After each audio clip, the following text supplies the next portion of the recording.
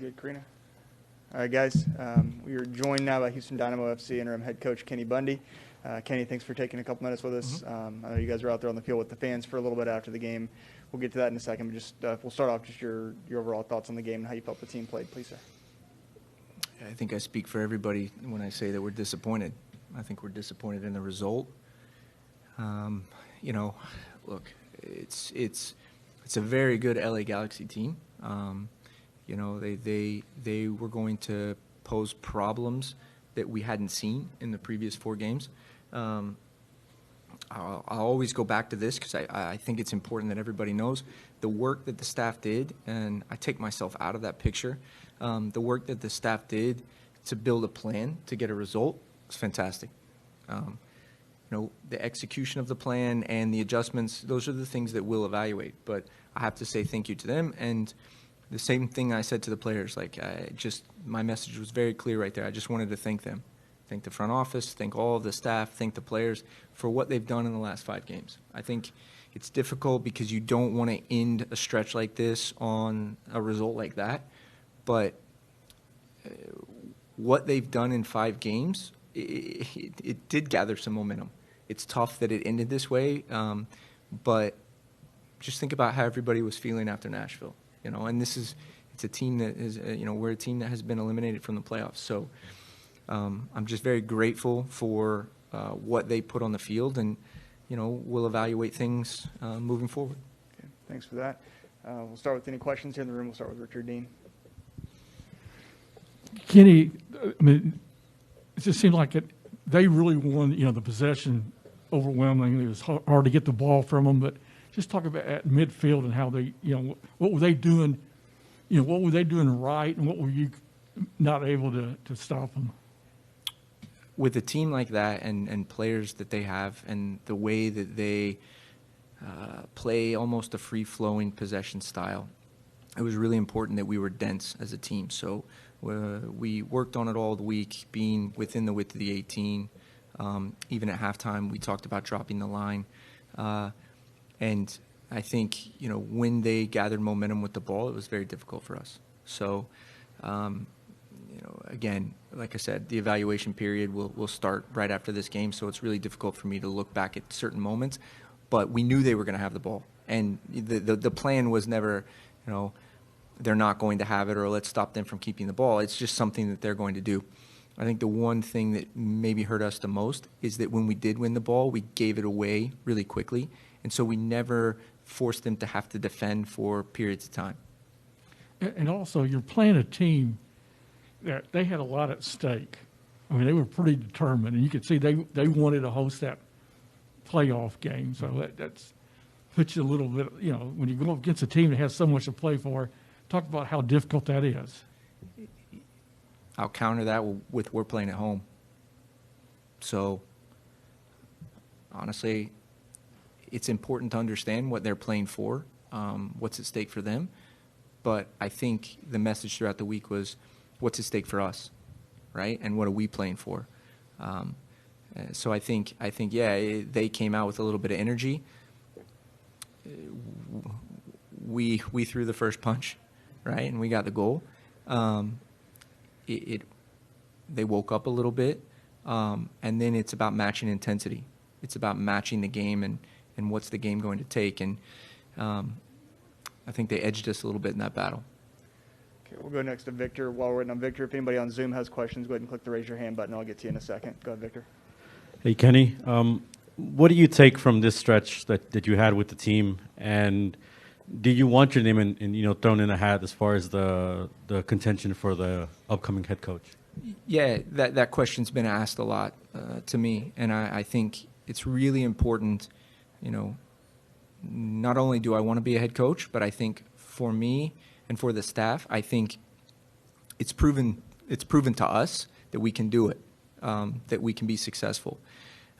I know it's a microcosm of a season, and I know that you can throw all the different things out there, that it's 5 games, we're out of the playoffs, all these different things. But my job for these 5 games was to gather momentum going into next year. It was to really show the fans that there is a group here that they can rally around. Not that they hadn't before, but I think it was important with a coaching change that you change the perception of the team. So for me, my personal goals, they're not always up to me. All I can do is use the opportunities given to me and grind as hard as I can. And I think I say I a lot in this, and I don't like that, but I speak for the staff because the effort that went into the last 6 weeks, it's been outstanding. Like, it has been, I wish they could all sit up here, because for me to speak on their behalf is kind of doing a disservice to the work that they've done.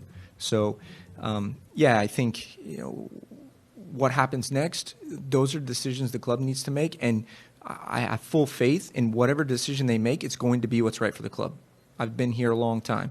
I believe in this place. I believe in this club, and I trust whatever happens. Regardless of what happens here, would you like to stay with the organization, whether it's going back to Dynamo 2, or are you willing to listen to maybe other clubs that might show interest? I'm the interim coach right now. To me, if Dynamo 2, that's the situation, absolutely. I want experience. The staff wants experience. Whatever the club wants from me right now, I'm willing to do. And that showed with, on a Monday getting a call saying, hey, we need you to take the last 5 games. So whatever the club needs from me, they're going to get. And I think that I know that I've proven that they're going to get it at 100%, if not more. So, and I know you shied away a little bit from this question, but just being with the organization for so long, getting this opportunity, getting these last 5 games, and then obviously a stage like tonight, maybe not the desired result, but to have that opportunity, what do you take away from it personally? Experience, the opportunity to get to know more players. I think every time that you have a team, you build a bond and you build a relationship with players, and it's great when in one season I got to do that with Dynamo 2, and then I got to do that with the first team. That's really important to me, because I think managing players at different levels, managing different types of players, managing different personalities is a skill set that you can never fully say you're the best at. You have to always be growing on how you manage people, and especially the varying levels that I got to do this year. So that's the huge thing for me. The inner workings of the first team, the opportunity to utilize the resources that we have with the first team and try to maximize the players, which is really important. And then, I think any ex-player or any ex-coach, when a season ends, the thing you miss the most is the locker room.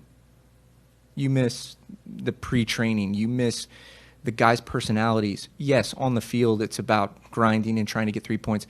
But I really do think that the one thing that I'm the most grateful for is being in these guys' lives, right? Trying to get them to where they want to go, because that's important. I know there's a lot of talk about me and my experiences, but where do these guys want to be? What do they want to get out of this? So being able to grow those relationships is a huge benefit for me. Okay, we'll come down to Richard Hanna here in the front. We talked about the psychological aspects of going into the locker room and changing the mindsets of the locker room. And you look at some of your great managers around the world. Going into a new situation is always tough, and it seems like when you went into this, you can see the mindset of the players right now from where they are now. It's a positive mindset, and you talked about that. And how do you go from here with that same type of thinking, that same type of positive mental attitude, like they always say? Yeah, it's every time you have a team, it's about trust. They have to trust you first. They have to trust that, number one, you know what you're talking about. Number two, you care about them. Once you have that trust, then you can start to build on some of the details, because on a week-to-week basis, not everything is positive. But if you don't have that trust, it's very difficult to try and be critical of someone. One of the most frustrating things is when people criticize without context, right? Not understanding the context of certain things. And as a coach, it can be it's a slippery slope if you criticize people without the context of who they are, where they are, how they're feeling, what they understand. And that was the number one thing for me. It was to grow the confidence that those players had in what we were doing as a staff and what we were trying to get them to do. Results aside, I think, I even look back at training this week, the confidence the guys had in what we were presenting and what we were asking them to do, it grew every week. Okay, I'd say this all the time. I mean, Victor's been around me all year. Results are fickle, right? You can't get too high and you can't get too low, because you can play your best game and you can lose, or you can play your worst game and you can win. And there's everything in between. But it's that trust that we're trying to improve every week. And I think that was the one thing that over the 5 weeks the guys bought into.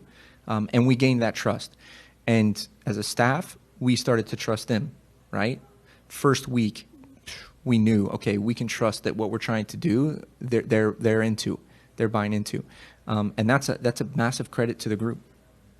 Also, just going to ask, you go from the when the match first started, you guys came out strong.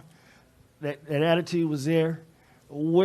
Even after you lost, after they leveled the match, you guys still had that attitude that, yeah, we can win and play with these guys. Is this something that you teach these guys? You tell these guys that that this is a playoff team, but we can still play with them. Yeah, I think this is a great league because any team can beat anyone on any day. It's 5 games, and I think even the LAFC game away, we felt like we were in that game all the way to the end. The adversity that happened tonight, we hadn't necessarily seen, where we're at home. Look, Sporting Kansas City at home. Go down a man in the first half, we get a draw, and actually probably could have squeezed a goal and gotten 3 points. New England, dominant performance in New England against a really good team, even when sometimes we had to defend. This is probably the first scenario in my 5 games that we've been up against this. And when you have a full season, when you have a preseason, you can really dive into the different scenarios in a game. So it was new. And I think it was really impressive how we started. And then, like I said, it's about matching intensity. It's about finding a way to get back in the game. And I have to say, the guys that came off the bench, they tried, right? The effort was there. So disappointing. Okay. I don't see any additional questions, so Kenny will let you. Oh, sorry, one more with Richard. It's about the fans. It's a sellout crowd. Yeah. Listen, this is an unbelievable city to play this sport. Unbelievable. I said Glenn and Eddie, Danny, like this might be the last time we see them. You have to thank them. Like the support that the city gives this club with everything that goes on, because how many major sports are in the city? So people have to choose to support you. I'm from Tulsa, Oklahoma. There's no major sport there. So it's really important to understand people choose to be a part of this, and people choose to come to these games. And that's why when they're signing autographs, I have no time limit. You spend as much time as you need to support the fans, because they're the ones that bring the energy. They're the ones that we all do this for reasons. Our family, right? First. Our careers, so we can support our families. And then there's outside fans. There's a city. There's people that are so excited to be here and see their favorite player. And we have one of the best environments. We have one of the best places to play. So, hopefully going into next year, people continue to support, and I think we can amp it up even more. I think that this club can be something special. And I have to say that as well for the people that supported Dynamo too, right? Limited amount of tickets today that I had. The people that had been there to the Dynamo 2 games early, those guys got tickets. Those women got tickets. Because that support, that's a club support. So it's really important to me that the fans get all the credit that they deserve. And it's impressive. When you see a group singing the entire time, when you have that noise, when you see people screaming the names, it makes you appreciative that you have the best job in the world. And that's what I think. All right. Oh, one more, Victor. This one's a little bit aside from the Dynamo, but you've encountered the growth of soccer in this country as well. To kind of compare it to your playing days, the type of support that exists now, what do you think about? Yeah. You're gonna call out how old I am. Yeah, it's different. It's different. I think the sport, the knowledge of the sport is growing. Take it maybe outside of Houston, but the knowledge of the average fan is getting better and better, and part of that is due to the accessibility of the game on TV. The fact that maybe my generation is now transitioning into coaching, and their families and the guys they played with, they're now becoming supporters of different clubs and things like that. But it's amazing. It's amazing. It's amazing to be in an environment like that with people that have knowledge and passion about the club. So I think it's growing, and it's only going to get better, right? We've got the World Cup this year, 2026. We have the World Cup coming here, and the work that the people did to get the World Cup here, it just shows how important it is to this country and this city. All right. Thanks, Kenny. Yeah. Thank you. Thank you.